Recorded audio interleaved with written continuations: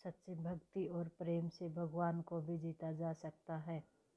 पढ़िए एक संत और सेठ की कहानी, जिसमें संत का भगवान पर इतना अटूट विश्वास है कि वो प्रसाद में जहरीला भोजन खाने से भी परहेज नहीं करता। इसके बाद भगवान जो करते हैं उसे देखकर सभी हैरान रह जाते हैं। सेठ जी बड़े कंजूस थे। एक दिन उन्होंने दुकान पर बेटे को बैठा दिया और बोले कि बिना पैसे लिए किसी को कुछ मत देना, मैं अभी आया। अकस्मात एक संत आए जो अलग अलग जगह से एक समय की भोजन सामग्री लेते थे। लड़के से कहा, बेटा जरा नमक दे दो। लड़के ने संत को डिब्बा खोलकर एक चम्मच नमक दे दिया। सेठ जी आए तो देखा कि डब्बा खुला पड़ा था। सेठ जी ने कहा कि क्या बेचा? बेटा बोला, एक संत जो तालाब पर रहते हैं उनको एक चम्मच नमक दिया था। सेठ का माथा ठनका। वो बोले, अरे मूर्ख, इसमें तो जहरीला पदार्थ है। अब सेठ जी भागकर संत के पास गए। तब तक संत भोजन बनाकर भगवान को भोग लगाकर खाने की थाली लेकर बैठ चुके थे। सेठ जी दूर से ही बोले, महाराज रुकिए, आप जो नमक लाए थे नमक नहीं था बल्कि जहरीला पदार्थ था। कृपया करके आप ये भोजन न करें।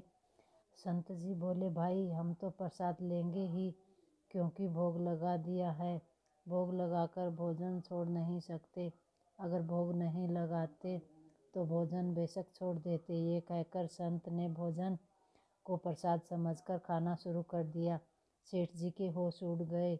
वो रात भर वहीं बैठे रहे। सेठ को रह रहकर ये चिंता सता रही थी कि अगर संत को कुछ हो गया तो बड़ी बदनामी होगी।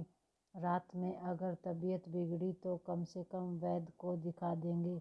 सोचते सोचते उसे नींद आ गई। सुबह रोज की तरह संत जल्दी उठ गए और नदी में स्नान करने लगे। सेठ जी ने कहा, महाराज जी तबीयत तो ठीक है? संत बोले, भगवान की कृपा है। इसके बाद वे पूजा के लिए मंदिर में चले गए। जैसे ही संत ने मंदिर का द्वार खोला तो देखा कि भगवान के श्री विग्रह के 2 भाग हो गए हैं और शरीर काला पड़ गया है। यह देखते ही सेठ को सब समझ आ गया कि भगवान के अटल विश्वास को देखकर भगवान ने भोजन का जहर भोग के रूप में स्वयं ग्रहण कर लिया और भगत को प्रसाद ग्रहण कराया।